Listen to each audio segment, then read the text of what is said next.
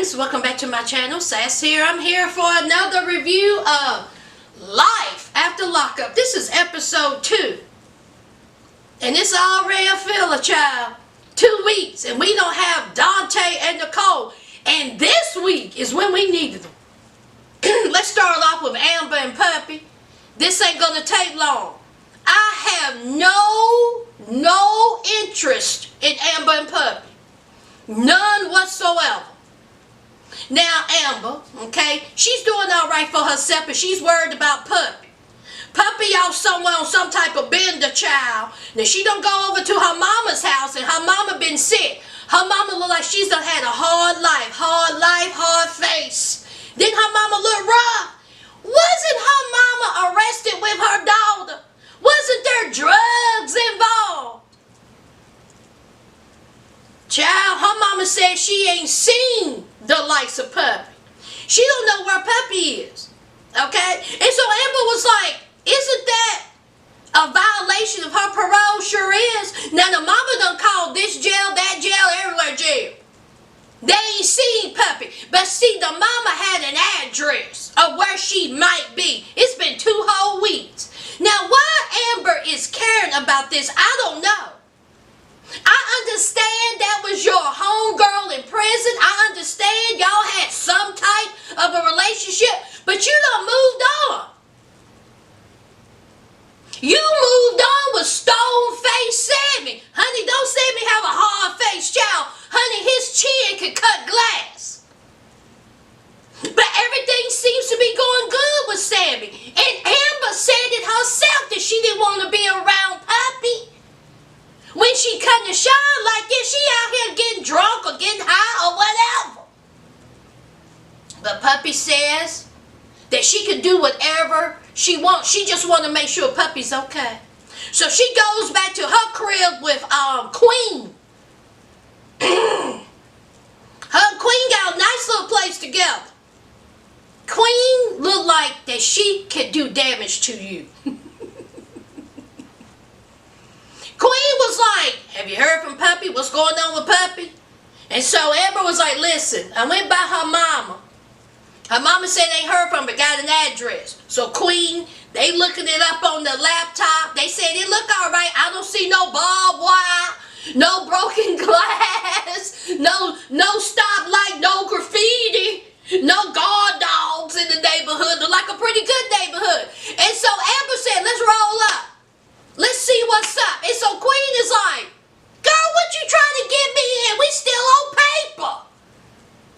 We got 20 years over our head and you just want us to roll up to a house that we don't know nothing about looking for Pup. Yep. So they get into the truck. Queen is like, Lord, have mercy. So they're just worried about Puppy. They said that's the homegirl and they just want to make sure she's okay. So they drive into a nice little neighborhood. Okay? So they sitting there and they said that Queen said, don't you move too fast. Okay? Cops is always watching. So Amber is like, I'm just going to go on up there and knock. So Queen said, Lord have mercy. Queen also says that she don't trust Stone-Faced Sammy.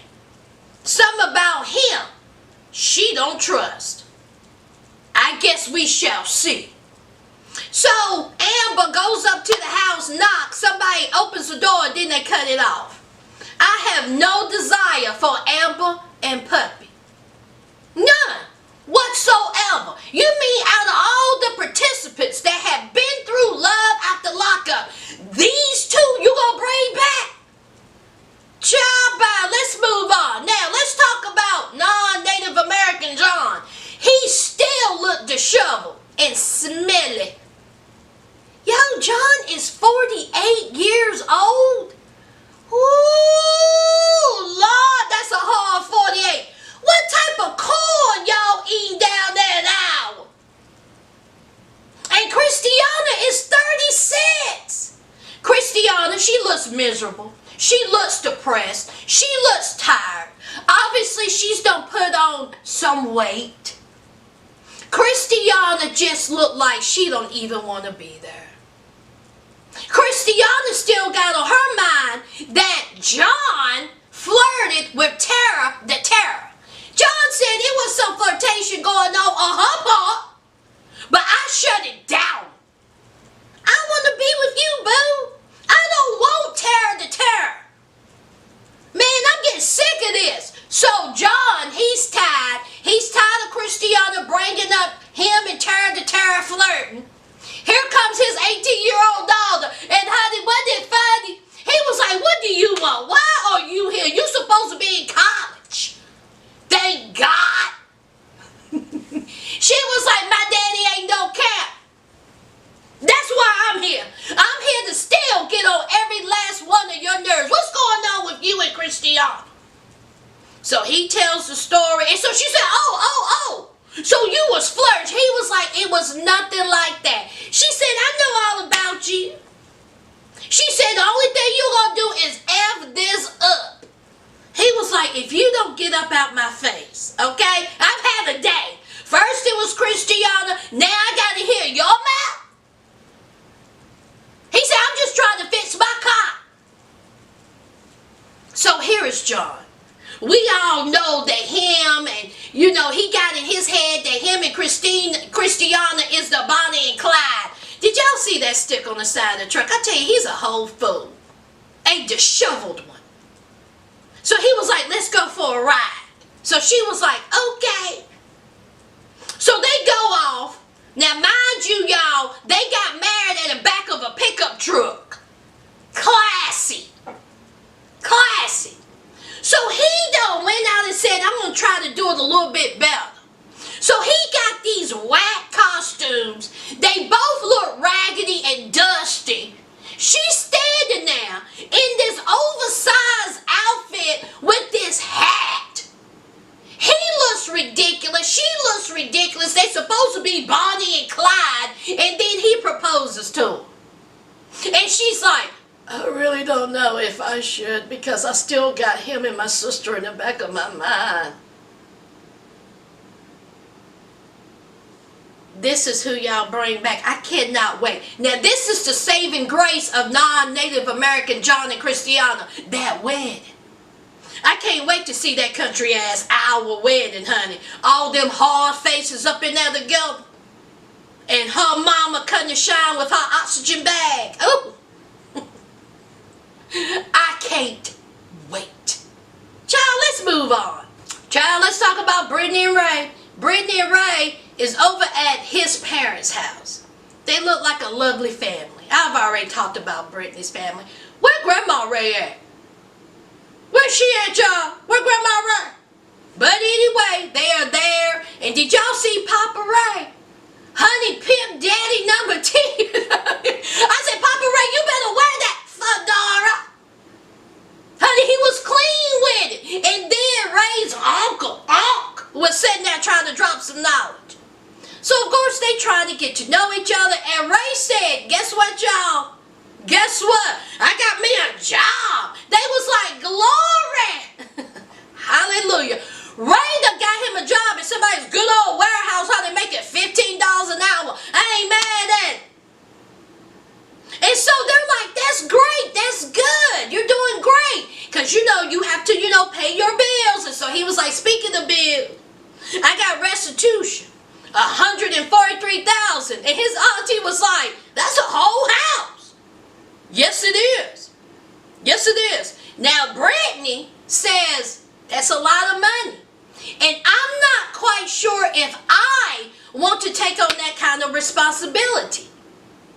And so his family, his uncle and the father was like, listen, if you want to be with him, if you want to marry him, all that comes with it.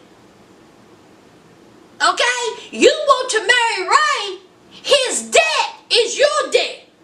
See, that's just like if you had a child, his child is going to be your child. He has to help raise it and pay for it.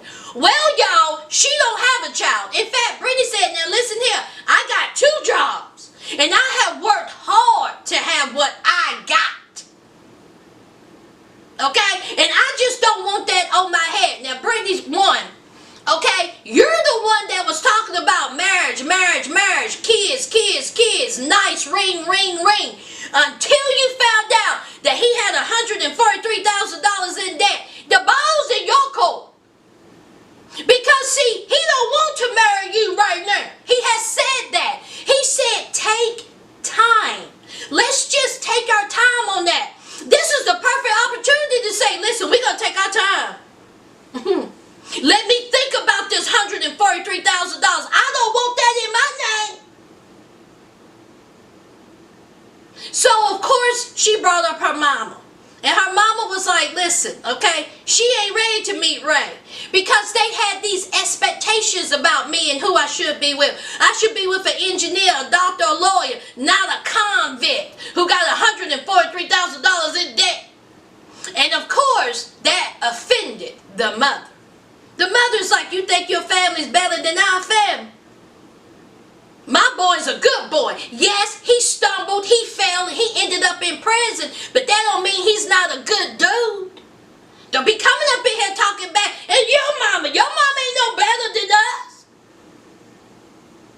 So they start talking about the education and this and that. And I think that his mama felt like that Brittany's side of the family think they're just a little bit better than them. Bottom line, Ray's family, Brittany's family can think whatever they want to about your son. They truly can. Just like you can think whatever you want to about Brittany. Everybody can have everybody can have a judgment about the other person. That's just a fact. And it is up to Brittany if she wants to take on Ray's debt. Me, myself, I wouldn't take it on. Absolutely not. $143,000 will never be married. I will live in sin. There is no way I will marry a man with that kind of debt. Especially if we don't have any children together. He may be at that warehouse eyeing some girl done cheated on me, and I got his debt. Absolutely not. But that's between Brittany and Ray. What y'all think about that? Would y'all marry a man or woman who has that kind of debt over their head? Leave it down below. Let's move on. Ray and Brittany, Sean, Kristiana. Ray, Brittany, John, Kristiana, Amber, Puppy, and Sean. Is that it? Y'all, I think I've done hit everybody except for Sloth-Faced Sean. Now, I know some of y'all said he looked like a rat. It really don't matter what species he looked like. He's toe up from the flow up. Isn't he disgusting? Isn't he disgusting? So we know that he done left, done moved to Ohio to be with Involuntary. Ain't never met her. He was talking to Involuntary and Destiny at the same time. So now he's getting ready for Involuntary's release at the penitentiary. She been there for 6 years. Oh, and he also quit his job. He's a whole loser. A loser. So, Sean, he says that he's getting ready. Now, do y'all see that hotel motel, not the Holiday Inn? What kind of cheap motel was that? The glass was dirty. It was filthy. Got that 1975 furniture. I said, where you at? Just a mess. He done got down to the good old Kroger. Done got her some flowers, some fruit. He done made her a vodka smoothie at 10 a.m. in a 64 ounce. Disgusting. So he's on his way. Now he said that he messed up with Dumpster Fire Destiny. See, he should have picked Involuntary Sarah instead of Dumpster Fire Destiny. This is a man that got 6 kids. Done quit his job. Just done gnawing the inside of his job. So he's waiting. He's anxious. He can't wait for her to get out. So she gets out. Huggy, huggy, kissy, kissy. She ain't toe up. She's a pretty lady. I should say pretty girl, but we know Sloth-Face Sean got some lies.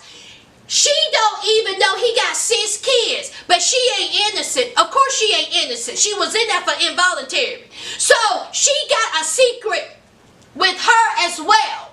Does she have another child? Does she have a child, y'all? Is she married? What's her secret? So he done gave her some Kroger flowers. He done gave her the vodka smoothie in the 64 ounce at 10 in the morning. So it was time for them to leave, and guess what, y'all? She got anxiety. I said, you and Nicole will get along well. She got anxiety too. Won't you go ahead and suck down some more vodka to help your anxiety? She says that she loves Sean. This is the first time she's seen Sean. She said that while she was in prison is that she gave someone drugs and that person overdosed. And that's why she ended up with the involuntary charge. She says that she is trying to stay out of prison and live a straight and narrow life. That's what she's trying to do. Then Sean being so disgusting. The only thing he was talking about was sex. Busted it wide open. Talking about we could do it on the side of the road, in the car, on the side of a bridge, in the woods. We could do it wherever. Motel, hotel, not the Holiday Inn. Child, I hope you ain't doing it in that motel that you're in. Because, baby, y'all gonna need to Lysol y'all's whole body when it's over. When I'm telling you, it's probably cockroaches, beetle bugs, rats, everything in that bed. Lice. Talking about she's so small and petite and skinny. Ew. There's people who sleep with that, y'all. Sleep with that. Honey, I will be celibate forever. And that's on God. So, of course, he gave her a cell phone. She calls her mother. And so he was like, put it on speakerphone. She was like, no, I ain't going to be doing all that. You don't know who you're dealing with. No speaker. So obviously her mama is telling her something. And here is involuntary Sarah talking about, oh, it's all good. You ain't on speaker. Sloth-Face Sean. Red flag. So Sarah proceeds to say that she has a secret of her own. Y'all, this episode was real tight. Real tight. And I think I hit everybody. If I didn't, just leave it down below. If I missed them, they wasn't worth talking about. Hopefully next week will be a little better. For my new subscribers, welcome to the family. Y'all know what to do. Leave your comments down below. And hit that like and subscribe. And until next time,